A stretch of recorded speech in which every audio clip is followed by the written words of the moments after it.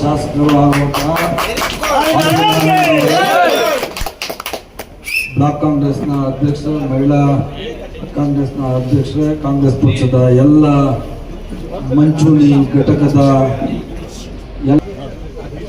ನೆನ್ನೆನೇ ಹೇಳಿದ್ದು, ಅತಿ ಕಡಿಮೆ ಸಮಯದಲ್ಲಿ ಇಷ್ಟೊಂದು ಸಂಖ್ಯೆಯಲ್ಲಿ ನೀವು ಕಾಂಗ್ರೆಸ್ ಪಕ್ಷದ ಮೇಲೆ ಇಟ್ಟಂಥ ಪ್ರೀತಿಗೆ, ಆದಿನಾರಾಯಣ ಮೇಲೆ ಇಟ್ಟಂಥ ಪ್ರೀತಿಗೆ ನಾನು ನಿಮಗೆ ಋಣಿಯಾಗಿರ್ತೇನೆ ಅಂತ ನಾನು ಈ ಸಂದರ್ಭದಲ್ಲಿ ಹೇಳಿ ಬಯಸ್ತೇನೆ. ಕರ್ನಾಟಕ ಸರ್ಕಾರ, ಕಾಂಗ್ರೆಸ್ ಸರ್ಕಾರ, ಸಿದ್ದರಾಮಯ್ಯನವರ ನೇತೃತ್ವದ ಸರ್ಕಾರದಲ್ಲಿ ಇವತ್ತು ಆದಿನಾರಾಯಣ್ ಸಹ ಒಬ್ಬ MLA ಆಗಿದ್ರೆ ಮುಳುಬಾಗ್ಲು ಇನ್ನೂ ಬಹಳಷ್ಟು ಅಭಿವೃದ್ಧಿ ಆಗಿದೆ. ಆದಿನಾರಾಯಣ್ನ ಒಬ್ಬ ಸರ್ವೇ ಸಾಮಾನ್ಯ ಕಾಂಗ್ರೆಸ್ನ ಅಭ್ಯರ್ಥಿಯಾಗಿ ಬಹಳ ಒಂದು ಸಿಂಪಲ್ ಜೀವನ ನಡೆಸ್ಕೊಂಡು ನಿಮ್ಮಗಳ ಸೇವೆ ಮಾಡಲಿಕ್ಕೆ ಬಂದಿದ್ದಾರೆ. ನಿಮ್ಮ ಆಶೀರ್ವಾದ ಕೊಟ್ಟರೆ, ಆದರೆ ಕೆಲವು ಏರುಪೇರುಗಳ ಕಾರಣ ಇವತ್ತು ಸೋಲಾಗಿರ್ಬೋದು. ಆದರೆ 2028ರ ಚುನಾವಣೆಯಲ್ಲಿ ಮುಳುಬಾಗಿಲಲ್ಲಿ ಕಾಂಗ್ರೆಸ್ MLA ಇರ್ಬೋದು.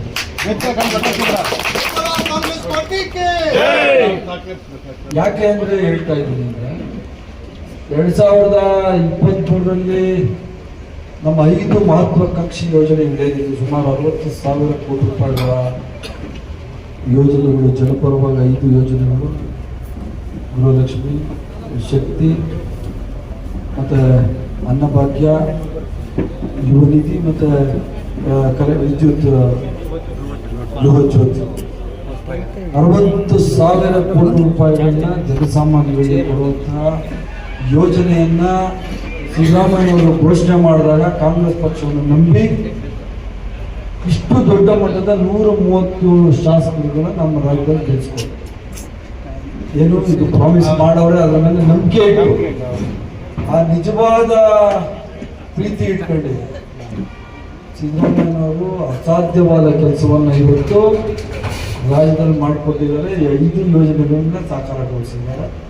ಮ್ಯಾನಿಫೆಸ್ಟೋಲ್ಲಿ ಹೇಳಿದ್ದು ಹೇಳಿದ್ದು ಎಲ್ಲವನ್ನೂ ಬೇರೆ ರಾಜಕೀಯ ಪಕ್ಷಗಳು ಮಾಡಲ್ಲ, ಬೇರೆ ನಾಯಕರು ಮಾಡಲ್ಲ. ತನ್ನ ಮ್ಯಾನಿಫೆಸ್ಟೋಲ್ಲಿ ಹೇಳಿದಂಥ ಪ್ರತಿಯೊಂದು ಕೆಲಸವನ್ನ ಮಾಡಿ ಈ ರಾಜ್ಯದ ಜನತೆಗೆ ಕೊಟ್ಟಂತ ಸರ್ಕಾರ ಕಾಂಗ್ರೆಸ್ ಸರ್ಕಾರ, ಮುಖ್ಯಮಂತ್ರಿ ಸಿದ್ದರಾಮಯ್ಯ. ಇದನ್ನ ನೀವೆಲ್ರಿಗೂ ಹೇಳ್ಬೇಕಾಗ್ತದೆ. ಈಗೆಲ್ಲ ಫಲಾನುಭವಿಗಳು ಇದ್ದಾರೆ. MP ಎಲೆಕ್ಷನ್ ತಗೊಳಕ್ ಹೋಗ್ಬೇಕು. MP ಎಲೆಕ್ಷನ್ ಇದೆ ಡಿಫರೆಂಟ್ ಮೋಡ್ ಎಲೆಕ್ಷನ್, ಅದನ್ನ MLA ಎಲೆಕ್ಷನ್ ಅಂದರೆ ನೀವೆಲ್ಲರೂ ಒಗ್ಗಟ್ಟಾಗಿರ್ಬೇಕು. ಇಲ್ಲಿ ಡೈವರ್ಷನ್ಸ್ ಇರಬಾರ್ದು. ನಮ್ಮಲ್ಲೇ ತಂದಿಟ್ಟು ಮತ್ತೆ ರಾಜಕಾರಣ ಮಾಡೋ ಬಹಳಷ್ಟು ಜನ ಇರ್ತಾರೆ. ಇವನ್ನೇನ್ರಿ ಅಧ್ಯಕ್ಷ ಗುಂಪು ಕಾರ್ಯಗಳು ಮಾಡೋದಿರ್ತಾರೆ, ಅವನ್ನೆಲ್ಲ ತಪ್ಪು ಕೇಳಬೇಕು. ನಮ್ಮ ಅಭ್ಯರ್ಥಿ ತಿಳ್ಬೇಕು. ಅದಕ್ಕೆ ಏನು ಪ್ರಯತ್ನ ಮಾಡಬೇಕು ನೀವು ಮಾಡಬೇಕು, ನಿಮ್ಗೆ ಏನು ಸಹಕಾರ ಬೇಕು ನಾನು ಮಾಡ್ಬೇಕು. ಈಗ ಮುಳ್ಬಾಗ್ಲಲ್ಲಿ ಉದಾಹರಣೆ ಎಷ್ಟು ಕೋಟಿ ರೂಪಾಯಿಗಳು ಬಸ್ಸಿಗೆ ಹೆಣ್ಮಕ್ಳು ಖರ್ಚು ಮಾಡ್ತಾ ಇದ್ದೀವಿ. ಏನು ಬೇರೆ ಪಕ್ಷದ ಹೆಣ್ಮಕ್ಳಿಗೆ ಹೋಗಬೇಡ ಅಂತ ಹೇಳಕ್ಕಾಗಲ್ಲ. ಕರೆಕ್ಟ್ 8,000 ಜನ 2,000 ರೂಪಾಯಿ ದುಡ್ಡು ತಗೊಳ್ಳೋ ಅಂತ ಹೆಣ್ಮಕ್ಳು ಎಷ್ಟು ಜನ ಇದ್ದಾರೆ? ಅಕ್ಕಿ ಎಷ್ಟು ಕುಟುಂಬಗಳು?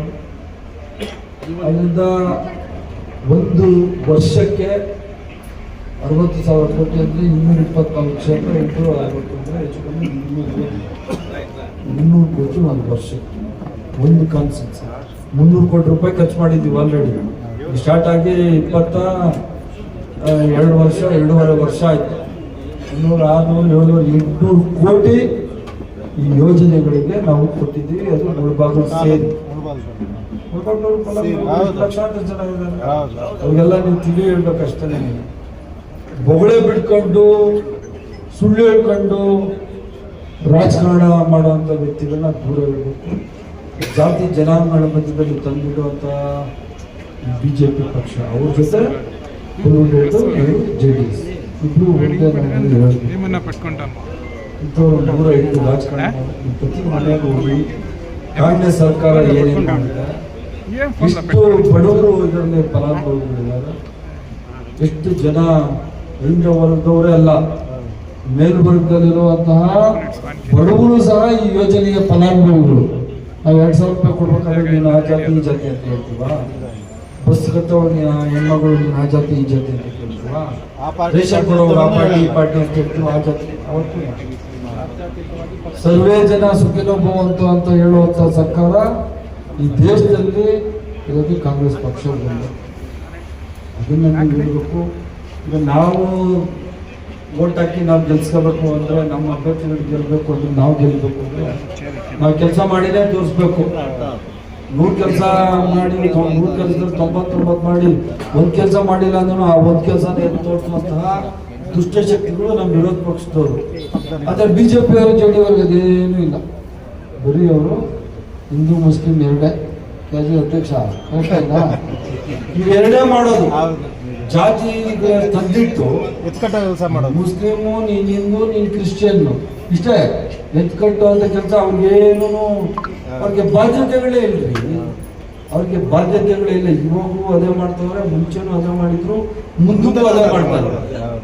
ಅದು ನಮ್ಮ ಯೋಜನೆಗಳು ನಮ್ಗೆ ಕೈ ಹಿಡಿತವೆ ಅಂತ 100% ಗೊತ್ತು. ಮುಂದಿನ ದಿವಸಗಳಲ್ಲಿ ಆದಿನಾರಾಯಣ ನಮ್ಮ ನಾಯಕರಲ್ಲಿ ಇದ್ದಾರೆ, ಎಲ್ಲ ಒಗ್ಗಟ್ಟಾಗಿ ಕೆಲಸ ಮಾಡಿದ್ರೆ 2028ಕ್ಕೆ ಕಾಂಗ್ರೆಸ್ನ ಇಲ್ಲಿ MLA ಆಗೋದ್ರಲ್ಲಿ ಡೌಟ್ ಇಲ್ಲ.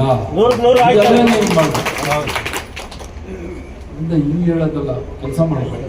ಈಗ ಲೋಕಲ್ ಬಾಡಿ ಬರ್ತೈತೆ, ಈ ಎಂಥದೋ ಪುರಸಭೆ ಎಲೆಕ್ಷನ್ ಬರ್ತೈತೆ, ಪಂಚಾಯತಿ ಎಲೆಕ್ಷನ್ ಬರ್ತದೆ, ಗ್ರಾಮ ಪಂಚಾಯತಿ ಬರ್ತದೆ, ತಾಲೂಕ್ ಪಂಚಾಯತಿ ಬರ್ತದೆ, ಜಡ್ಜಿ ಬರ್ತದೆ.